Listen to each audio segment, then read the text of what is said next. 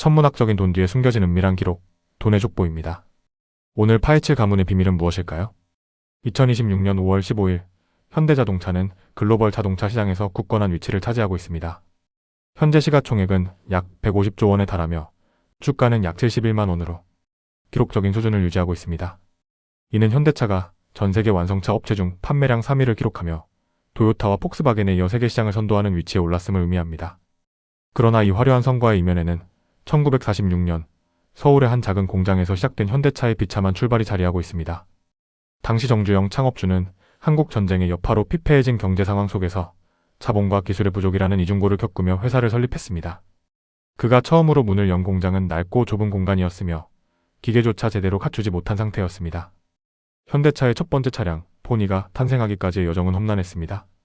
창업 초기 정주영은 자재를 구하기 위해 직접 발로 뛰며 해외에서 중고기계를 수입해 조립하는 방식으로 회사를 운영했습니다. 이러한 어려움 속에서도 그는 포기하지 않았고 결국 현대차는 한국을 대표하는 자동차 브랜드로 성장하게 되었습니다. 정주영의 어린 시절, 1915년 강원도 아산에서 태어난 그는 일찍부터 가난과 싸워야 했습니다. 그의 가족은 농사를 지으며 생계를 이어갔지만 수학은 언제나 부족했습니다. 1930년대 초, 정주영은 더 나은 삶을 위해 서울로 가출을 결심합니다. 그가 서울에 도착했을 때 주머니에는 단돈 몇 푼밖에 없었습니다. 그는 다양한 일자리를 전전하며 생계를 유지했으나 언제나 가난의 그림자가 따라다녔습니다. 이 시절의 경험은 그의 인생에 깊은 영향을 미쳤고 그는 더 이상 가난에 굴복하지 않겠다는 결심을 하게 됩니다. 정주영은 스스로의 힘으로 운명을 개척하겠다는 의지로 가득 차 있었고 이 결핍의 경험은 훗날 현대차를 창립하는 데 있어 강력한 원동력이 되었습니다. 1935년 정주영은 서울에서 쌀가게를 운영하기 시작합니다. 이 시절 그는 사업의 기본을 배우며 돈의 흐름과 사람의 마음을 읽는 법을 익혔습니다. 그러나 그의 사업은 오래가지 못했습니다. 1937년 일제의 수탈로 인해 쌀가게는 문을 닫게 되었고 정주영은 또다시 무일푼이 됩니다. 이 경험은 그에게 큰 충격을 주었고 그는 사업의 불확실성을 뼈저리게 깨닫게 됩니다. 그러나 이 실패는 그를 주저앉히지 않았습니다. 오히려 그는 더욱 강한 결심으로 새로운 기회를 모색하기 시작했습니다. 정주영은 실패를 두려워하지 않았고 오히려 그것을 배움의 기회로 삼았습니다. 이 시절의 경험은 그가 현대차를 창립하고 운영하는 데 있어 중요한 교훈이 되었고 그의 결단력과 끈기를 더욱 단단히 다져주었습니다. 1940년 정주영은 인천에서 아도 서비스라는 이름으로 자동차 수리업을 시작합니다. 당시 인천은 항구 도시로 외국에서 들여온 자동차가 많았지만 이를 수리할 수 있는 기술자는 부족했습니다. 정주영은 이 점에 주목하고 자동차 수리업을 통해 새로운 기회를 찾았습니다. 그는 낡은 창고를 개조해 작업장을 만들고 직접 손으로 자동차를 수리하며 기술을 익혔습니다. 그가 사용하는 도구는 대부분 중고품이었고 작업장은 비좁고 어두웠습니다. 그러나 그는 매일 밤늦게까지 일하며 자동차의 구조와 작동 원리를 파악했습니다. 이곳에서의 경험은 그에게 자동차 산업에 대한 통찰을 제공했고 훗날 현대차를 설립하는 데 있어 중요한 밑거름이 되었습니다. 아도 서비스는 비록 작은 시작이었지만 정주영의 첫 번째 비즈니스로서 그의 경영 철학과 도전 정신을 보여주는 중요한 장이었습니다. 1950년 한국 전쟁이 발발하면서 정주영의 사업은 또다시 큰 위기를 맞이합니다. 전쟁의 혼란 속에서 그의 사업장은 파괴되었고 그는 모든 것을 잃게 됩니다. 그러나 정주영은 포기하지 않았습니다. 그는 전쟁 중에도 서울과 부산을 오가며 재건의 기회를 찾기 위해 발로 뛰었습니다. 전쟁이 끝난 후 그는 부산에서 현대톡 건설을 설립하고 폐허가 된 도시를 재건하는 데 기여합니다. 이 과정에서 그는 건설업의 중요성을 깨닫고 이를 기반으로 현대차의 토대를 마련하게 됩니다. 그의 불굴의 의지와 도전 정신은 전쟁의 잿더미 속에서도 꺼지지 않았고 오히려 더욱 강해졌습니다. 정주영은 실패를 두려워하지 않았고 오히려 그것을 새로운 도전의 기회로 삼았습니다. 그의 이러한 태도는 현대차의 성장과 발전에 있어 중요한 원동력이 되었습니다. 1953년 전쟁이 끝난 후 정주영은 서울로 돌아와 현대건설을 설립합니다. 그는 폐허가 된 서울의 재건을 위해 정부와 계약을 맺고 대규모 건설 프로젝트를 시작합니다. 그러나 자금 부족과 기술력의 한계로 인해 그의 계획은 여러 차례 좌초 위기에 처합니다. 이때 정주영은 일본으로 건너가 중고 건설 장비를 구입하고 일본의 건설 기술을 배우기 시작합니다. 그는 일본의 건설 현장에서 직접 일하며 새로운 기술을 익혔고 이를 바탕으로 현대건설을 다시 일으켜 세웁니다. 그의 이러한 노력은 결국 결실을 맺어 현대건설은 한국의 대표적인 건설 회사로 성장하게 됩니다. 정주영의 불굴의 의지와 도전 정신은 현대차의 성공적인 출발에 있어 중요한 밑거름이 되었고 그의 이러한 태도는 현대차의 성장과 발전에 있어 중요한 원동력이 되었습니다. 1957년 현대건설은 한국 최초의 고속도로인 경부고속도로 건설을 맡게 됩니다. 이 프로젝트는 당시 한국의 경제 상황을 고려할 때 매우 무모한 도전이었습니다. 그러나 정주영은 이를 기회로 삼아 한국의 교통 인프라를 혁신적으로 개선하고자 했습니다. 그는 건설 현장에서 직접 작업을 지휘하며 직원들과 함께 밤낮 없이 일했습니다. 그의 노력은 결국 결실을 맺어 경부고속도로는 1970년에 완공됩니다. 이 프로젝트는 현대건설의 기술력을 세계에 알리는 계기가 되었고 정주영의 경영 철학과 도전 정신을 보여주는 중요한 사례가 되었습니다. 그의 이러한 태도는 현대차의 성장과 발전에 있어 중요한 원동력이 되었고 현대차는 한국을 대표하는 자동차 브랜드로 성장하게 되었습니다. 1967년 정주영은 현대자동차를 설립하며 한국 자동차 산업의 새로운 도전을 시작합니다. 그는 자동차 생산을 위해 해외에서 기술을 도입하고 외국인 기술자를 초빙하여 현대차의 기술력을 강화했습니다.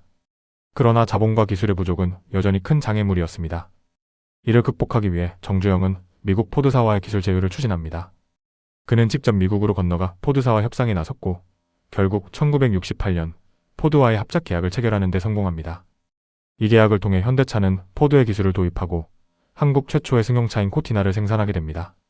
이 무모한 도박은 현대차의 기술력과 생산 능력을 획기적으로 향상시키는 계기가 되었고 현대차의 글로벌 시장 진출에 중요한 발판이 되었습니다.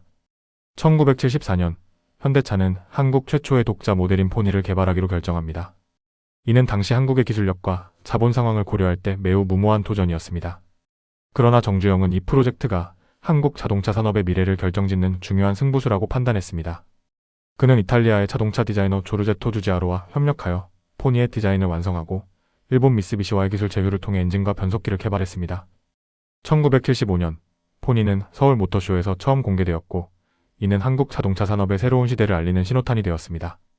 포니의 성공은 현대차의 기술력과 디자인 능력을 세계에 알리는 계기가 되었고 현대차의 글로벌 시장 진출에 중요한 발판이 되었습니다. 1975년 12월 현대자동차는 한국 최초의 독자 모델 포니를 공식 출시합니다. 서울의 한 자동차 전시장에서 열린 이 역사적인 행사에는 수많은 사람들이 모여들었습니다. 포니는 현대차의 기술력과 디자인 능력을 집약한 결과물로 한국 자동차 산업의 새로운 시대를 열었습니다. 이 차량은 당시 한국 시장에서 큰 인기를 끌었고 해외 시장에서도 주목을 받았습니다. 포니의 성공은 현대차를 세계적인 자동차 브랜드로 성장시키는데 중요한 역할을 했습니다. 이날의 행사는 현대차의 역사에 있어 중요한 전환점이 되었고 한국 자동차 산업의 발전을 상징하는 순간으로 기록되었습니다.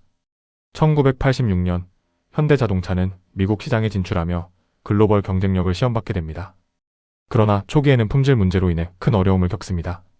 미국 소비자들은 현대차의 품질에 불만을 표했고 이는 회사의 평판에 큰 타격을 입혔습니다. 이에 현대차는 품질 개선을 위한 강력한 조치를 취하기로 결심합니다. 1998년 현대차는 품질 혁신 2000 프로젝트를 시작하며 전사적으로 품질 개선에 나섭니다. 이 과정에서 현대차는 불량 차량을 전량 회수하여 화형식을 거행하는 극단적인 방법을 사용하기도 했습니다.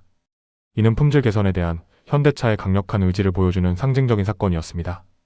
현대차는 또한 품질 보증 기간을 10년, 10만 마일로 연장하며 소비자 신뢰 회복을 위해 노력했습니다.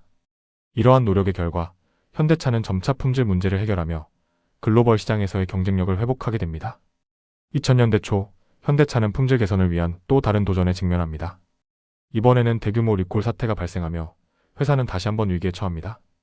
그러나 현대차는 이를 품질 시스템을 강화할 기회로 삼습니다. 2003년 현대차는 글로벌 품질 경영을 선언하며 전 세계적으로 품질 관리 시스템을 재정비합니다. 이 과정에서 현대차는 품질 관리 전문가를 대거 채용하고 생산 공정을 철저히 분석하여 문제점을 개선합니다.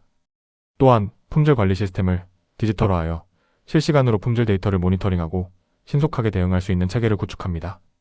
이러한 노력의 결과 현대차는 2004년 미국 JD 파워의 품질 조사에서 상위권에 오르며 품질 경쟁력을 인정받게 됩니다. 현대차의 품질 혁신은 글로벌 시장에서의 성공을 위한 중요한 전환점이 되었고 회사의 지속 가능한 성장을 위한 기반을 마련하게 됩니다. 1998년 현대자동차는 기아자동차를 인수하며 한국 자동차 산업의 판도를 바꿉니다. 당시 기아차는 외환위기의 여파로 인해 법정 관리에 들어가 있었고 현대차는 이를 기회로 사마 인수에 나섭니다. 이 인수는 현대차의 덩치를 키우고 국내 시장에서의 지배력을 강화하는 중요한 계기가 됩니다. 그러나 인수 과정은 순탄치 않았습니다.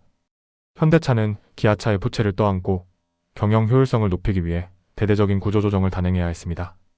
또한 두 회사의 조직 문화를 통합하는 데 있어 많은 어려움을 겪었습니다.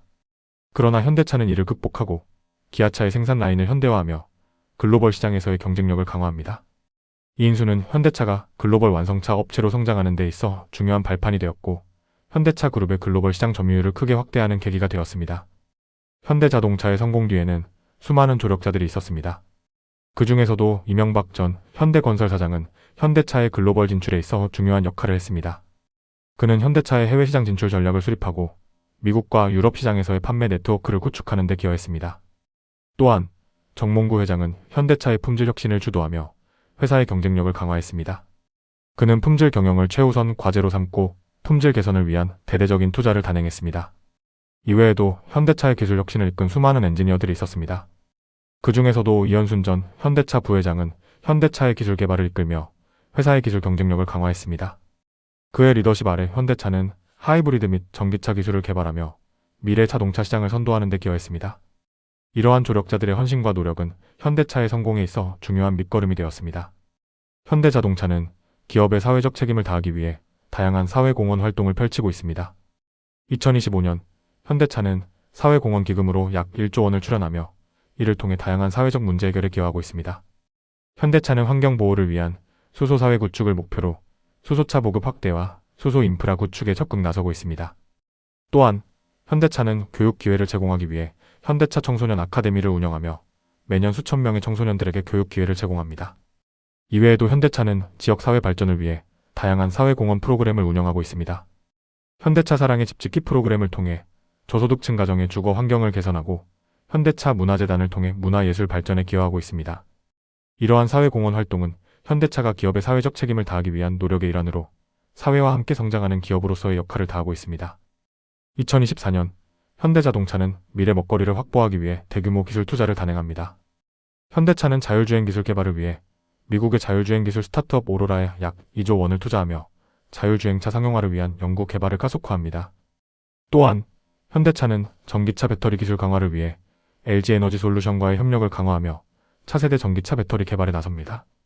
이를 통해 현대차는 전기차 시장에서의 경쟁력을 강화하고 글로벌 전기차 시장 점유율 확대를 목표로 하고 있습니다. 이외에도 현대차는 수소차 기술 개발을 위해 수소 연료전지 기술 연구에 집중하며 수소차 보급 확대를 위한 인프라 구축에 나서고 있습니다. 이러한 대규모 투자는 현대차가 미래 자동차 시장을 선도하기 위한 전략의 일환으로 회사의 장기적인 성장과 발전을 위한 중요한 발판이 될 것입니다. 현대자동차의 경영 철학은 창업주 정주영 회장 시절부터 현재의 정의선 회장에 이르기까지 대를 이어 내려오고 있습니다. 정주영 회장은 불가능은 없다는 신념을 바탕으로 도전과 혁신을 강조하며 현대차를 성장시켰습니다. 그의 경영 철학은 도전 정신과 실행력으로 요약될 수 있으며 이는 현대차의 기업 문화에 깊이 뿌리내리고 있습니다. 정몽구 회장은 품질 경영을 최우선 과제로 삼고 품질 혁신을 통해 현대차의 경쟁력을 강화했습니다. 그의 경영 철학은 품질 우선주의로 이는 현대차의 글로벌 시장 성공에 중요한 역할을 했습니다. 현재 정의선 회장은 지속 가능한 미래를 목표로 친환경 기술 개발과 사회적 책임을 강조하고 있습니다. 그의 경영 철학은 지속 가능성과 사회적 책임으로 이는 현대차의 장기적인 성장과 발전을 위한 중요한 방향성을 제시하고 있습니다.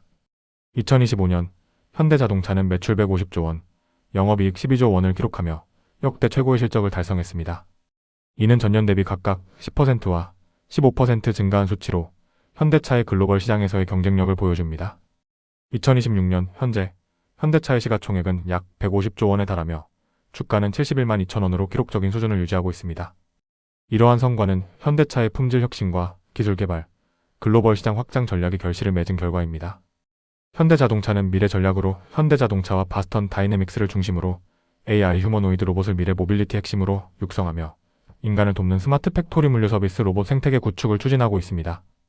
또한 AI 기술을 활용한 자율주행차 개발은 현대차의 핵심 프로젝트 중 하나로 이를 통해 교통 안전과 효율성을 극대화하고자 합니다. 그리고 현대차는 수소 에너지를 활용한 친환경 자동차 개발에 박차를 가하고 있습니다. 수소차와 전기차의 보급 확대를 통해 현대차는 지속 가능한 모빌리티 솔루션을 제공하고자 합니다. 현대차의 이러한 노력은 단순히 자동차를 생산하는 것을 넘어 산업의 방식을 혁신하고 지속 가능한 미래를 위한 새로운 패러다임을 제시하는 데 있습니다. 현대차는 기술 혁신과 사회적 책임을 통해 더 나은 미래를 만들어 가고자 합니다. 본 영상은 역사적 기록과 공개된 데이터를 바탕으로 제작되었으며 특정 종목에 대한 투자를 권고하거나 보장하지 않습니다. 모든 투자의 책임은 본인에게 있음을 알려드립니다. 오늘 이 기업의 족보가 흥미로우셨다면 다음에도 이 은밀한 기록을 확인하러 꼭 들러주세요. 감사합니다.